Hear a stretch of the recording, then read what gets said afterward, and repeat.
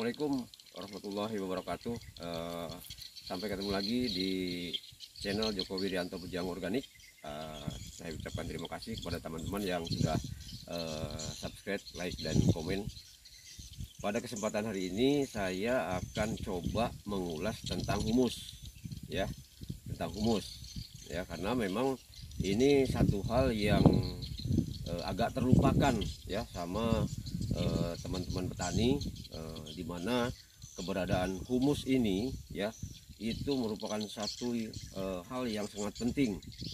Kita sekarang sinyalnya disibukkan dengan bagaimana membuat pupuk, bagaimana memberikan pupuk, ya, bagaimana pemasaran dan lain sebagainya, atau hama dan lain sebagainya. Satu hal yang terlupakan yang sangat penting di lahan, yaitu tentang humus, ya. Baik, humus ini, ya, satu bahan organik, ya, yang telah terdekomposisi dengan sempurna, ya. Ingat, ya, bahwa humus itu bahan-bahan organik yang terdekomposisi sangat sempurna, ya. Sudah beres katanya, udah jadi dan lain sebagainya, ya. Kalau dilihat di tanah mineral itu ada lapisan humus yang bagian atas, dan yang ke bawah itu biasanya lapisan yang sudah agak mengeras, ya. Itu untuk di tanah mineral. Tapi kalau di lahan gambut kelihatan sekali hanya di tingkat kekeringannya, ya, itu cepat sekali untuk keringnya. Dan humus ini sendiri, ya, itu sangat berguna, ya, sangat berguna, ya, untuk penyediaan nutrisi, ya, baik makro maupun mikro, ya, yang ada di lahan, ya, yang mana tadi disebutkan bahwa humus ini terbuat dari bahan-bahan organik yang terdekomposisi dengan sempurna. Otomatis, ya, terdekomposisi itu, ya, itu berkat jasa bakteri dan fungi, ya. Di situ ada bakteri dan fungi, ya. Bagaimana sekarang keberadaan humus sendiri, ya, realita yang ada, terutama yang di sawit nih, ya. Kita sekarang berada di sawit nih. Yang di sawit itu untuk humus itu mayoritas habis, ya.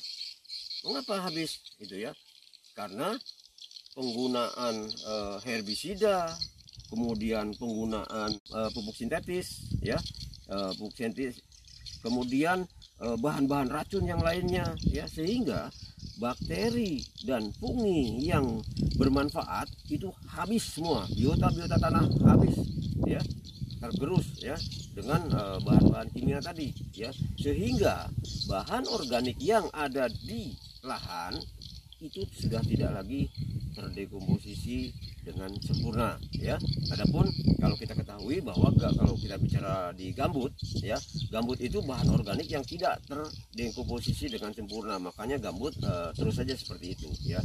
Nah, kemudian sahabat-sahabat tani kan punya mayoritas kebun sawit, ya, punya kebun sawit, ya, dan kebun sawit ini mayoritas terlupakan, ya, dengan keberadaan humus itu, ya. Nah, dan humus itu mau tidak mau, suka tidak suka, ketika tidak memberikan lagi bahan organik, apalagi di tanah mineral, ya, otomatis humus itu akan habis, ya, karena kita sendiri kurang bijak dalam mengelola kebun kita, ya. Kita menggunakan bahan kimia yang berbahaya, akhirnya semua akan habis, sehingga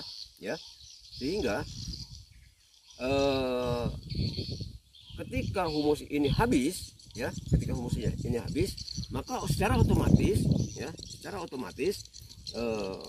pertumbuhan dan hasilnya pun akan kurang memuaskan. Humus itu, ya, seperti fosfat, ya, sulfur, kemudian nitrogen, ya, itu sudah tersedia di dalam humus itu sendiri, ya, sehingga humus itu merupakan penyedia nutrisi.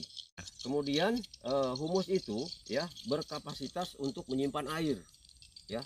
Ingat, dengan humus itu, ya, mempunyai kapasitas untuk menyimpan air, ya. Kapasitas menyimpan airnya sampai 90% dari bobotnya. Bayangkan, ya. dia bisa menyimpan air ya 90% daripada bobotnya ya. Kenapa sekarang sinyalemen yang ada ketika banjir ketika hujan tuh terjadi banjir ya? Karena apa? Humus sudah tidak bisa menyimpan lagi, bukan tidak bisa menyimpan lagi, humus keberadaannya sudah tidak ada ya, sehingga ketika hujan ya, tanah air tidak tersimpan oleh tanah, kemudian langsung ke hilir, akhirnya yang dihilir banjir ya. Ini satu hal yang perlu kita ingat ya, satu hal yang perlu kita ingat dengan keberadaan humus itu sendiri. Humus ya, dia mempunyai struktur dan sifat yang bisa mengikat tanah ya, yang bisa mengikat tanah. Artinya ya, ketika tanah itu terikat, otomatis dengan keberadaan humus itu sendiri menghindari erosi ya. Nah, tidak gampang terbawa tergerus oleh air ya, sehingga dia akan menahan daripada erosi. Humus juga menghindari kekerasan daripada tanah itu ya. Tadi ya, humus mempunyai perekat ya, dia bisa merekatkan tanah ya. Kemudian keberadaan humus itu ya, dia di dalam tanah ya, karena tadi merekat ya, sehingga ketika merekat dan bisa menampung air ya, dia akan menahan daripada selain erosi ya, dia juga mempunyai kelembaban yang tinggi ya. Karena apa? Tadi dia merekat di tanah ya, merekat di tanah, kemudian mempunyai air ya, merekat dan mempunyai air, sehingga dia menahan daripada tempat kekeringan ya. Ini humus ya, pentingnya gitu ya. Jadi teman-teman atau sahabat tani di Nusantara, jangan lupa ya, perhatikan humus itu. Humus ini akan menciptakan oksidasi, sehingga dia akan mempercepat untuk menghasilkan daripada bahan-bahan tadi, bahan-bahan nutrisi yang dibutuhkan ya. Seperti, dan ketika dia teroksidasi ya di dalam tanah bersama-sama ya, menghasilkan asam humat dan asam sulfat ya. Asam sulfat ini berguna untuk tumbuhan ya. Jadi kita sama-sama perhatikan yang namanya humus ya. Dan sekali lagi ya, sahabat-sahabat tani, saya akan berulang-ulang ya, ayo kita pertahankan keberadaan humus ya. Kita bisa lihat, kita bisa buktikan ketika lahan sawit ya, pohon sawit yang kurang humusnya ya, kita bisa lihat ini pohonnya, buahnya seperti itu.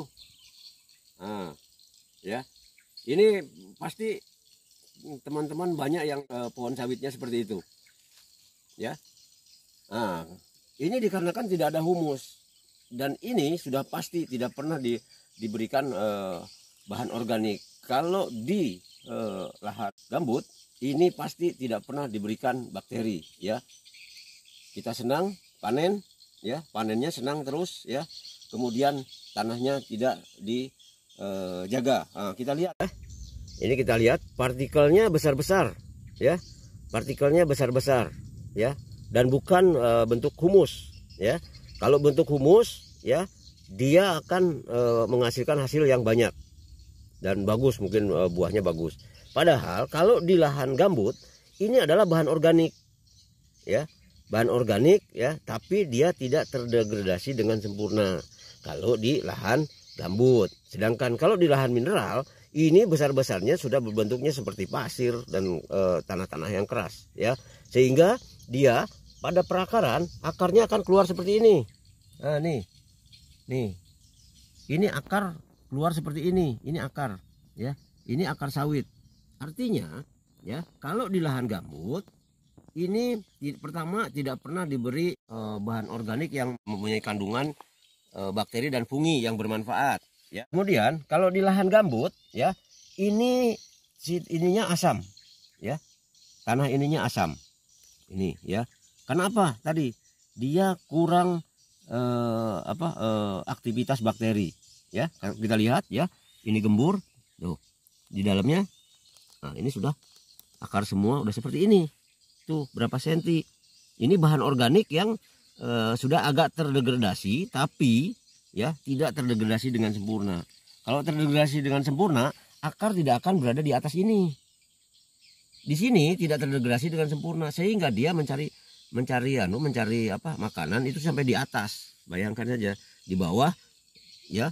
Nah, tuh bagian bawah sekali sudah tidak lagi akar di sini, ya. Akarnya sudah di atas semua akarnya, ya. Berapa senti saja nih, tuh.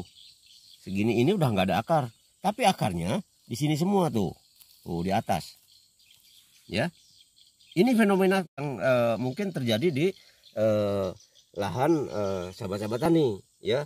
Nah, karena apa tadi? Kalau di lahan gambut, ya, itu sudah pasti ya tidak pernah diberikan bakteri dan fungi yang bermanfaat, sehingga dia tidak terdekomposisi dengan sempurna. Kemudian kalau di lahan mineral itu yang jelas tidak pernah diberikan kompos, ya. Maka pengomposan itu harus penting dan kita berikan secara periodik, ya, untuk pengomposan. Gunanya untuk menambah, kalau di lahan mineral itu menambah bahan organik, ya. Kalau di lahan gambut itu untuk mengurai bahan organik yang ada di sekitar perakaran, ya. Ini ada dua hal yang penting, ya, mengenai humus itu, ya. Kalau di lahan mineral, sekali lagi, ya, kalau di lahan mineral, ya, itu perlu penambahan bahan organik, ya. Kalau di tanah gambut, ya, selain bahan organik juga bahan organiknya cukup sedikit, ya, cukup dengan rumput-rumput saja yang ada di areal kita tumpuk di sini, ya. Tapi yang paling signifikan itu menggunakan bakteri dan fungi yang bermanfaat, ya, sehingga tidak terlihat sinyalemen yang sudah ditimbulkan, ditunjukkan seperti ini nih. Nih ya, akar-akar nggak seperti ini, ya. Artinya dia sudah tidak mampu, ke bawah tidak mampu, ke atas nggak ada makanan, ya. Jadi penolongnya adalah ke atas dikasih makanan, ke bawah dikasih bakteri, supaya apa? Turun dengan aktivitas bakteri dan merubah, mendekomposisi menjadikan humus, ya, humus yang baik. Jangan sampai seperti ini nih. Lihat pohonnya, lihat buah ke sebelah sini tuh, lihat, ya. Bagaimana kita mau hasil yang baik, ya. Ketika kita budidaya saja lupa, ya. Ini suka tidak suka saya menunjukkan yang ada, dan mayoritas setelah saya berkeliling di Kalimantan dan Sumatera, ini untuk perkebunan rakyat mayoritas seperti ini, ya. Jadi petani bagaimana akan sejahtera kalau tanamannya seperti ini, ya. Jadi kita lupa, ya, sebagai barometer perusahaan. Kalau perusahaan dia berpikir, ya, tanaman dengan break even point maupun profit yang tinggi, itu profit yang mereka hasilkan itu lebih daripada 10 hektar, sehingga profitnya ada. Sedangkan di kita, ya, petani-petani kita, ya, itu kan cuma 1 atau 2 hektar, bahkan 10 hektar itu baru untuk mencukupi kehidupannya saja dan keluarga dan sekolah anak-anak, ya. Itu untuk 10 hektar. Yang di bawah itu pasti tarik menarik, ya. Nah, suka tidak suka pasti tarik menarik, ya, boleh kita rasakan, ya, tarik menarik daripada tingkat ekonomi, ya, gitu. Jadi sekali lagi, ya, saya mohon maaf ini agak frontal, ya, bukan menyalahkan, tapi inti untuk merenungkan bersama-sama, ya. Kita renungkan sama-sama, ya, bagaimana, kan kita kan ingin sejahtera, ya. Kalau ingin sejahtera ya harus bagaimana, gitu. Makanya saya membuat tutorial ini, semoga bermanfaat, ya. Demikian, wabillahi taufiq wal hidayah. Assalamualaikum warahmatullahi wabarakatuh.